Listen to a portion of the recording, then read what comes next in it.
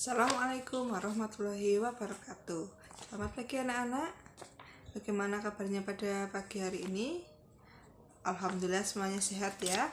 Nah, sebelum kita memulai pembelajaran pada pagi hari ini, alangkah baiknya apabila kita memulai dengan berdoa terlebih dahulu. Mari kita berdoa menurut agama dan kepercayaan kita masing-masing. Berdoa dimulai. Selesai. Nah, pada pagi hari ini kita akan belajar mengenai tema 1, subtema 4, pembelajaran 1 dan pembelajaran 2, di mana mencakup mata pelajaran bahasa Indonesia, kemudian matematika, PKN, dan SPDP. Sekarang kita akan memulai pembelajaran pada pagi hari ini. Coba kalian buka buku paket halaman 142. Nah, di situ terdapat teks bacaan. Nah, teks bacaan ini akan ibu bacakan ya. Kalian menyimak. Membuang sampah di tempat sampah. Udin selalu menjaga kebersihan. Sampah-sampah yang berserakan dibuang di tempat sampah. Sebaliknya, Badu tidak menjaga kebersihan rumah. Badu membuang sampah ke dalam got. Buang saja sampahmu ke dalam got dekat rumah, ajak Badu kepada Udin. Tidak mau nanti air got menjadi tergenang dan bau, jawab Udin. Badu menyadari bahwa perbuatannya tidak baik. Ia meminta maaf kepada Udin. Badu juga berterima kasih kepada Udin karena sudah mengingatkan agar tidak membuang sampah sembarangan. Nah, kalian sudah menyimaknya ya. Sekarang coba kalian buka halaman selanjutnya, yaitu halaman 143. Ayo berlatih. Akan ibu bacakan. Udin menolak ajakan Badu untuk membuang sampah ke got. Sebutkan penolakan Udin tersebut. Pernahkah kamu menolak ajakan temanmu? Pernah tidak kalian menolak ajakan temanmu? Nah, misalnya Mas Raffi dan Mas Angga. Nah, Mas Raffi ingin mengajak Mas Angga ke kantin. Angga, ayo kita ke kantin. Jawab Angga, tidak mau aku capek. Itulah itu kalimat tidak mau aku capek itu termasuk kata penolakan. Kemudian untuk tadi Mas Raffi itu termasuk kata ajakan yang berbunyi, Angga, ayo kita ke kantin. Nah, itu termasuk kata ajakan. Kata ajakan itu biasanya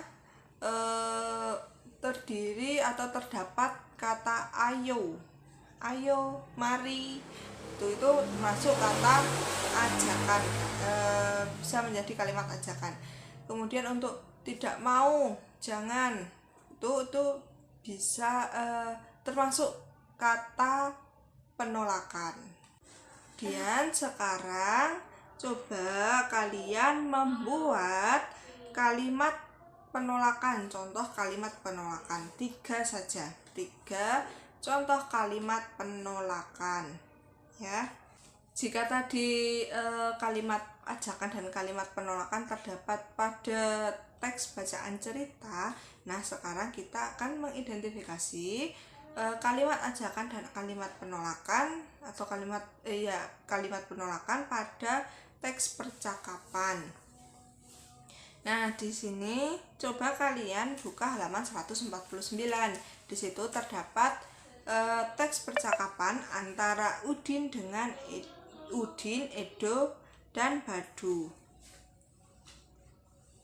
Ibu bacakan saja ya teks percakapannya. Nanti kalian menyimak. Udin, coba lihat, got menjadi bau dan kotor karena banyak sampah. Edo, wah iya, airnya juga tergenang. Udin, Bagaimana jika hari Minggu kita bergotong royong membersihkan got? Waduh, membersihkan got. Aku tidak mau got kan kotor dan bau. Edo, aku kurang setuju Din, membersihkan got pekerjaan yang berat. Kita sebagai anak-anak belum bisa melakukannya. Waduh, betul Din, sudah biarkan saja.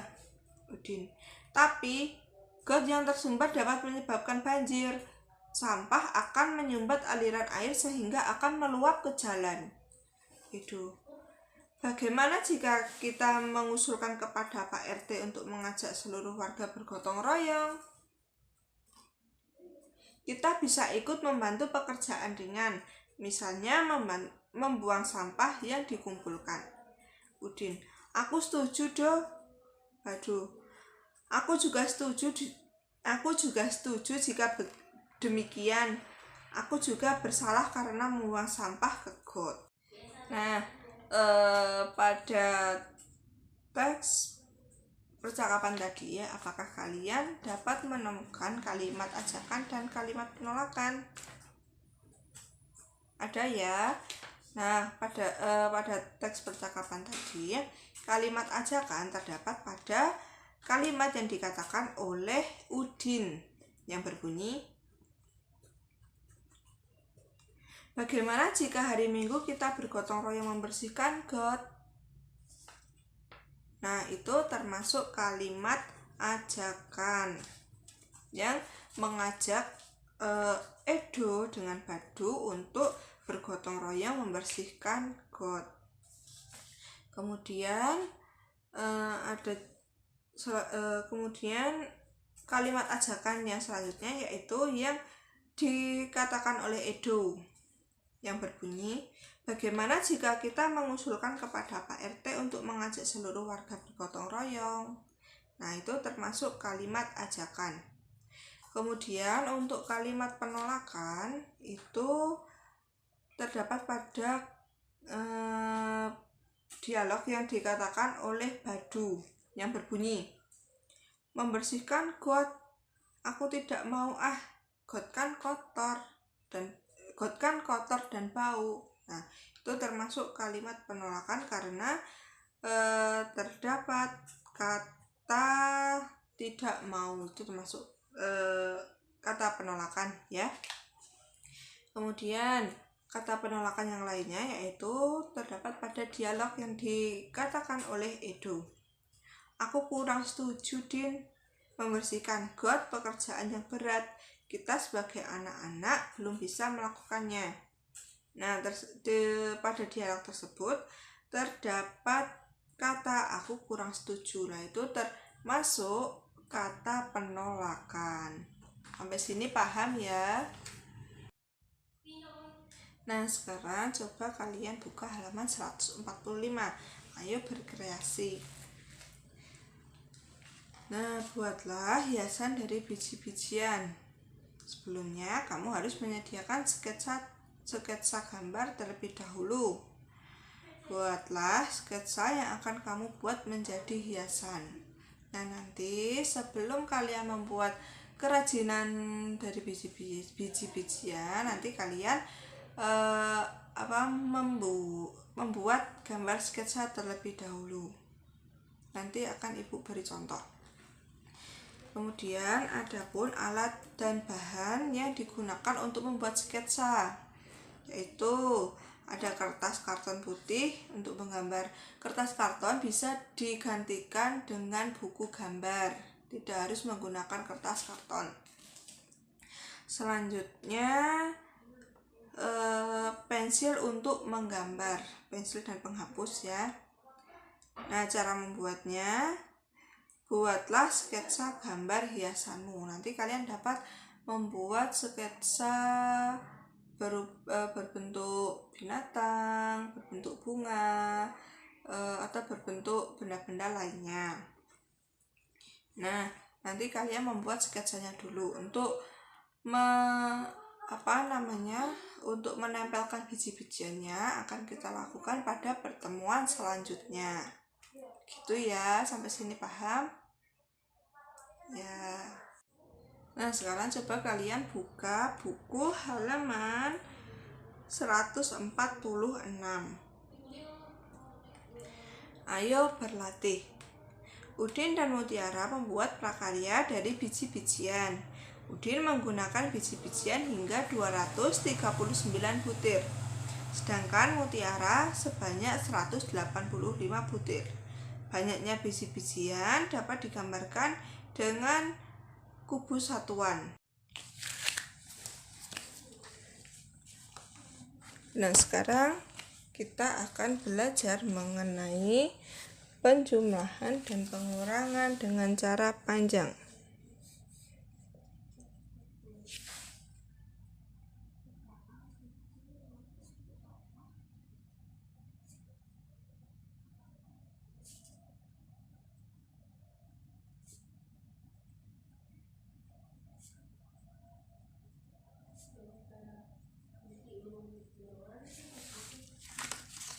Nah, pada buku halaman 146 tadi disebutkan bahwa Udin menggunakan biji-bijian untuk membuat prakarya sebanyak 239. Kemudian Mutiara menggunakan biji-bijian sebanyak 185. Yang ditanyakan, berapa jumlah biji-bijian yang digunakan Udin dan Mutiara? Nah, untuk menghitungnya, kita dapat menggunakan cara panjang. Itu tadi soalnya 239 ditambah 185.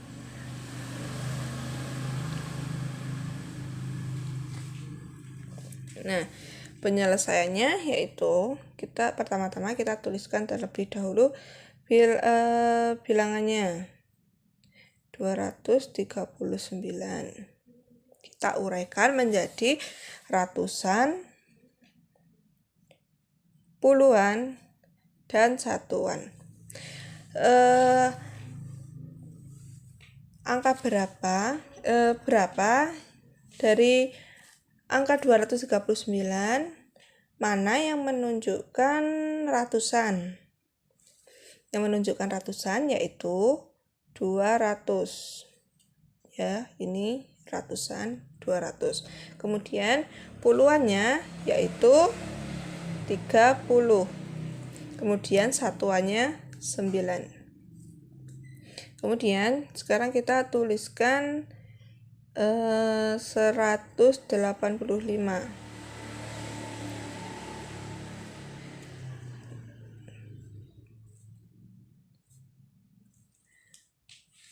Ratusannya yaitu 100, kemudian puluhannya 80, satuannya 5.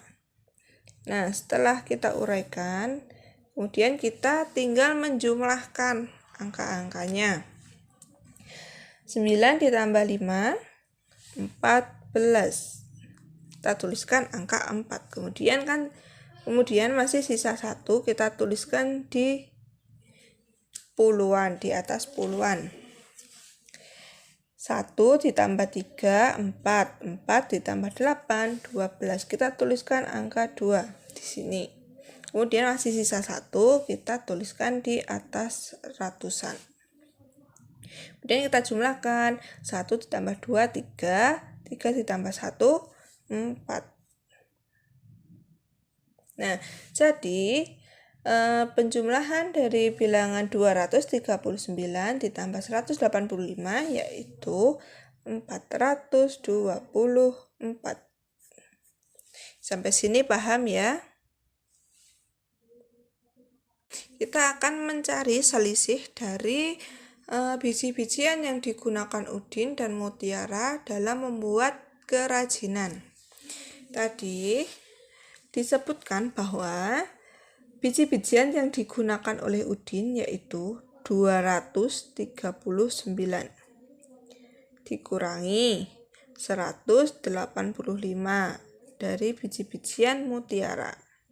Berapa selisihnya? Nah, kita hitung bersama-sama. Pertama-tama kita menguraikan terlebih dahulu. 239 kita uraikan menjadi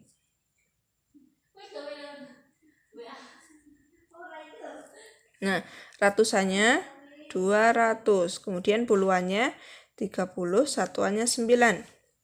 Selanjutnya untuk angka selanjutnya atau bilangan selanjutnya yaitu 185. Kita uraikan seperti pada bilangan di atas. Ratusannya yaitu 100, kemudian puluhannya 80 dan satuannya 5. Nah, jika sudah seperti ini, kita tinggal mengurangkan masing-masing bilangan. Nah, gini sudah paham ya? Sekarang kita mulai mengurangkan. 9 dikurangi 5, 4. 30 dikurangi 80.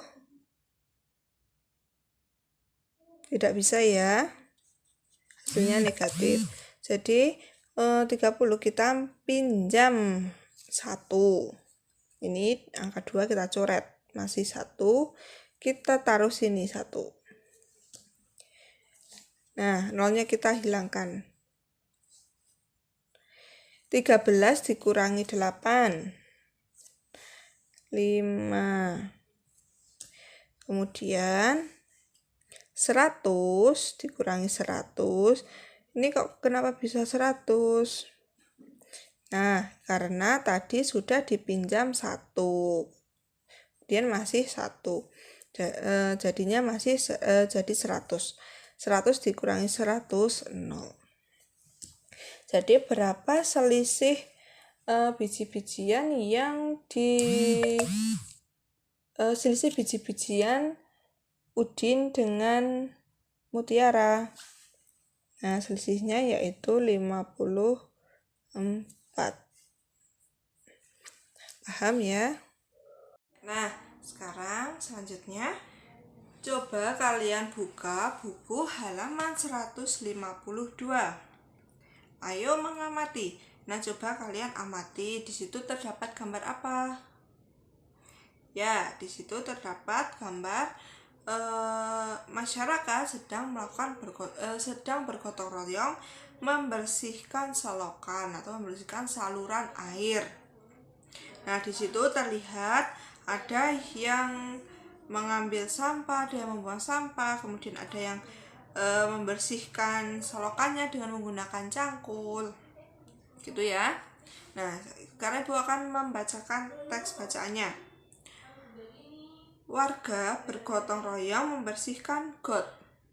Sampah yang terangkut diletakkan di pinggir jalan. Anak-anak ikut membantu memungut sampah yang tercecer. Warga merasa senang lingkungannya kembali bersih. Nah, sudah jelas ya, di situ terdapat gambar masyarakat sedang bergotong royong dibantu dengan anak-anak. Nah, selanjutnya perhatikan gambar yang ada di bawahnya. Perhatikan gambar berikut. Nah, di situ terdapat gambar percakapan. Ibu bacakan. Maaf, Pak. Ibu ulangi. Maaf, kami nanti terlambat mengikuti kerja bakti. Kami akan pergi ke gereja terlebih dahulu. Kemudian, bapak-bapak yang lainnya. Baik, Pak, tidak apa-apa. Nah, sekarang coba kalian perhatikan gambar percakapan. Perhatikan gambar berikut. Nah, di situ terdapat 2 gambar, yang atas dan yang bawah. Percakapan antara Pak RT dengan warganya. Gambar yang pertama, Ibu bacakan. Maaf, kami nanti terlambat mengikuti kerja bakti. Kami akan pergi ke gereja terlebih dahulu. Kemudian Pak RT menjawab, baik, tidak apa-apa. Kemudian untuk gambar yang kedua, mari kita beristirahat sejenak, kata Pak RT.